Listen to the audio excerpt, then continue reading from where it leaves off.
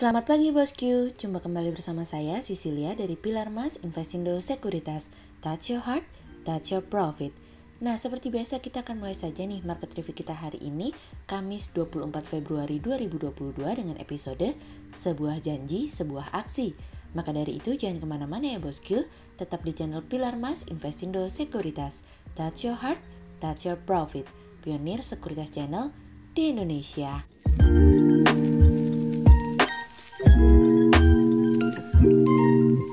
Seperti biasa kita akan mulai dari Global Economics Calendar. Ada berita dari US MBA Mortgage Applications yang turun dari sebelumnya minus 5,4% menjadi minus 13,1%. Kemudian ada dari Eurozone CPI month on month yang tidak berubah di 0,3%, sementara year on year naik dari sebelumnya 5% menjadi 5,1%. Kemudian ada dari Eurozone Core year on year yang tidak berubah di 2,3%. Kemudian kita beralih ke corporate news. Ada berita dari PT S Hardware Indonesia Tbk atau ACES yang siapkan belanja modal atau capex sebesar 200 miliar rupiah di tahun 2022 dari kontan.co.id. Kemudian ada dari PT Wahana Inti Makmur Tbk atau NASI yang akan menguatkan jaringan logistiknya dengan menggandeng beberapa marketplace dan startup dari kontan.co.id. Kemudian ada dari PT Pakuwon Jati Tbk atau Pawon yang menargetkan pendapatan pra-penjualan alias marketing sales bisa meningkat 28,57% menjadi 1,8 triliun rupiah di tahun ini dari kontan.co.id. Kemudian pada perdagangan hari Rabu tanggal 23 Februari 2022, IHSG ditutup menguat 58 poin atau plus 0,85% menjadi 6.920. Sektor infrastruktur, teknologi, industrials, healthcare, financials bergerak positif dan mendominasi kenaikan IHSG kali ini. Investor asing di seluruh pasar membukukan pembelian bersih sebesar 903 miliar rupiah. Kemudian kita akan masuk ke market review kita hari ini. Cerita hari ini akan kita awali dari Selandia Baru luar biasa. Bank Sentral Selandia Baru kembali beraksi dengan mengejutkan pasar dengan menaikkan tingkat suku bunga dalam pertemuan Bank Sentral yang terjadi selama 3 kali berturut-turut. Bank Sentral Selandia Baru memberikan isyarat akan kembali menaikkan lebih jauh dari yang diperkirakan sebelumnya untuk menahan inflasi yang terus mengalami kenaikan. Alhasil tentu saja apa yang dilakukan oleh Bank Sentral Selandia Baru semakin mendorong imbal hasil obligasi mengalami kenaikan. Komite Kebijakan Moneter menaikkan tingkat suku bunga sebesar 25 bps menjadi 1% kemarin dan Bank Sentral Selandia Baru pun memberikan proyeksi baru terkait dengan tingkat suku bunganya akan mengalami kenaikan hingga 2,5% dalam kurun waktu 12 bulan atau 2022 ini berakhir dan akan mencapai puncaknya hingga 3,25% hingga akhir 2023. Untuk tahun 2022 ini puncaknya ada pada November yang dimana akan mencapai 2,5%. Bank Sentral Selandia Baru mengatakan bahwa saat ini pengetatan kebijakan moneter lebih diperlukan dari yang diperkirakan sebelumnya. Imbal hasil obligasi 2 tahun Selandia Baru melonjak sebanyak 10 bps menjadi 2,32% menuju penutupan tertingginya dalam kurun waktu 5 tahun terakhir. Bank Sentral Selandia Baru mulai menghadapi tantangan dalam mengendalikan inflasi, namun pasar perumahan tampaknya mulai mereda dalam menanggapi kenaikan tingkat suku bunga yang lebih tinggi. Resiko bertambah tatkala penyebaran Omikron semakin meluas dan akan membebani permintaan secara keseluruhan selama tahun 2022 ini. Pada bulan Juli mendatang, Bank Sentral akan mulai mengurangi kepemilikan obligasi yang dibeli di bawah program pembelian aset kala itu dengan melakukan penjualan 5 miliar dolar New Zealand atau 3,4 miliar dolar per tahun kepada Kementerian Keuangan. Selandia Baru merupakan salah satu negara pertama lokomotif kenaikan tingkat suku bunga pada kuartal 4 tahun lalu yang dimana langkah-langkah tersebut akhirnya diikuti oleh berbagai bank sentral lainnya. Bank Sentral Korea Selatan juga sudah menaikkan tingkat suku bunga sebanyak 3 kali dan sudah memberikan tanda juga bahwa akan menaikkan tingkat suku bunga lebih banyak lagi. Pembuat kebijakan Selandia Baru tadinya mau menaikkan tingkat suku bunganya langsung 50 bps, namun setelah dipikirkan kembali 25 bps jauh lebih seimbang dalam menaikkan tingkat suku bunga di tengah situasi dan kondisi saat ini. Namun, Bank Sentral memberikan tanda bahwa tingkat suku bunga kemungkinan besar akan naik sebanyak 50 bps pada bulan Mei mendatang. Pasar tenaga kerja Selandia Baru juga mulai terlihat ketat dibandingkan sebelumnya, dengan tingkat pengangguran berada di rekor terendahnya yaitu 3,2%, inflasi berada di 5,9%, yang dimana merupakan kenaikan tercepat dalam kurun waktu 31 tahun terakhir dan diperkirakan inflasi akan terus mengalami kenaikan. Target inflasi bagi Bank Sentral berada di rentang 1 hingga 3% dan sekarang terlihat berdasarkan proyeksi akan berada di 6,6% pada awal tahun 2022 ini. Namun Bank Sentral memperkirakan inflasi akan kembali berada di 2% hingga 2025 mendatang.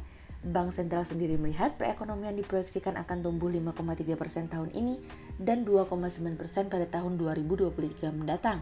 Selandia Baru sudah menaikkan tingkat suku bunga lebih banyak dari sebelumnya, begitupun dengan negara-negara lain. Bank Sentral Indonesia sendiri masih nyaman di levelnya saat ini, bahkan inflasi sedang berada masih jauh di bawahnya. Kira-kira kapan ya Bank Sentral Indonesia akan menaikkan tingkat suku bunga? Yuk kita nantikan. Kemudian cerita selanjutnya datang dari keyakinan di antara ketidakpastian.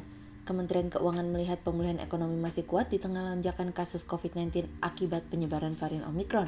Pertumbuhan ekonomi kuartal 1 diperkirakan masih mampu tumbuh di atas 5%, sedangkan ekonomi keseluruhan tahun ditaksir tumbuh 4,8% hingga 5,5%. Menteri Keuangan Sri Mulyani mengatakan masih terus memantau dan mengantisipasi dampak dari eskalasi kasus Omicron. Ia menilai tren pemulihan ekonomi masih akan terus berlanjut, tercermin dari pergerakan positif sejumlah indikator utama perekonomian. Sejumlah indikator konsumsi masih menunjukkan level positif. Indeks keyakinan konsumen berada di zona optimistis di 119,6 poin pada bulan lalu. Penjualan retail juga tumbuh 16%, serta Mandiri Spending Index juga di 138,4 poin. Tak hanya di sisi konsumsi, saat ini indikator produksi dinilai masih cukup kuat. Ini antara lain tercermin dari Purchasing Manager Index atau PMI Manufaktur Indonesia bulan lalu di 53,7%, yang berarti masih ekspansif. Selain itu, menurut dia, impor barang modal dan bahan baku juga cukup tinggi, masing-masing 41,9% dan 39,6%. Konsumsi listrik untuk industri dan bisnis melanjutkan pertumbuhan masing-masing 16,1% dan 10,2% pada bulan lalu. Ia mengatakan pemulihan ekonomi sudah kembali ke arah yang tepat sejak kuartal 4 tahun lalu, ditunjukkan dengan pertumbuhan yang makin kuat di atas 5% secara tahunan. Ia melihat adanya tantangan ke depan dari pandemi atau disrupsi supply, komoditas maupun geopolitik, serta kenaikan inflasi dan suku bunga dunia harus menjadi perhatian kami pada tahun 2022. Kami memperkirakan ekonomi kuartal pertama tumbuh di atas 5%. IMF pada Januari 2022 memperkirakan ekonomi Indonesia pada tahun ini mampu tumbuh lebih tinggi dari prediksi pemerintah, yakni mencapai 5,6%. Prediksi ini sebenarnya lebih rendah dibandingkan dengan prediksi sebelumnya sebesar 5,9%. IMF juga memperingatkan adanya peningkatan risiko limpahan dari kondisi keuangan global yang makin ketat. Meski demikian, faktor pendorong pertumbuhan ekonomi yang lebih kuat pada tahun ini, terutama karena masih akan berlanjutnya tren kenaikan harga komoditas, serta langkah reformasi struktural yang disebut bisa mengurangi tingkat kerusakan ekonomi Indonesia. Sementara itu, Bank Dunia, Organisasi untuk Kerjasama dan Pembangunan Ekonomi OECD, serta konsensus Bloomberg per Februari 2022 kompak memproyeksikan pertumbuhan ekonomi Indonesia pada tahun ini sebesar 5,2%. Sehingga berdasarkan teknikal analisa, kami melihat saat ini IHSG memiliki peluang bergerak menguat terbatas dan ditradingkan pada level 6.867 hingga 7.012.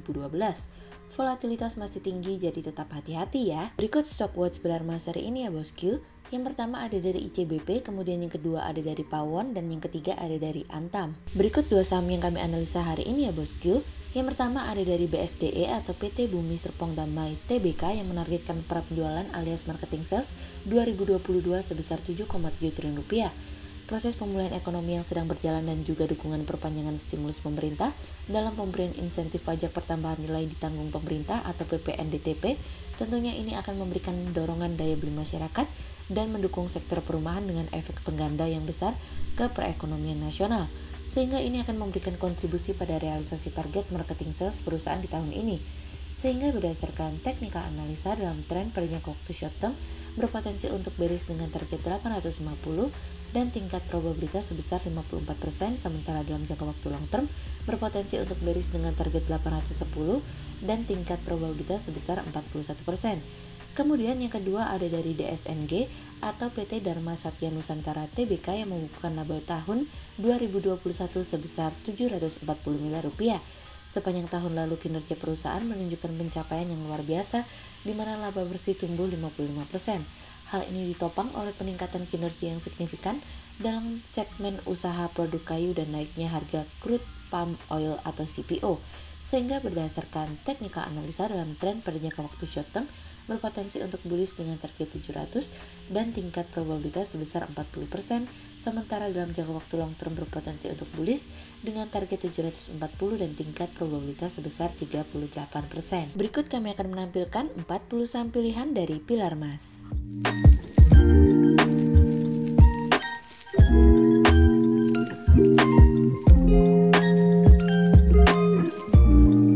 Sekian untuk review market kita kali ini ya bosku.